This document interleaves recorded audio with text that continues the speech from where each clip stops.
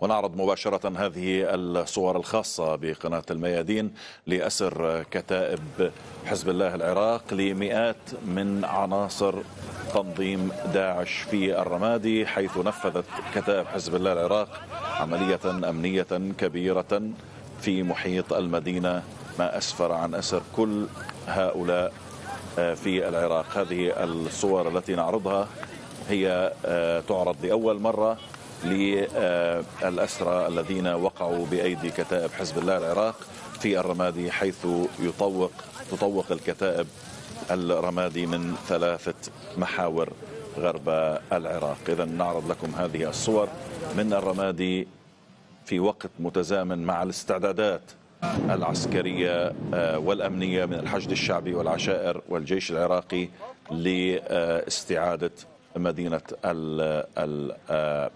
الرمادي وأيضا معركة الأنبار.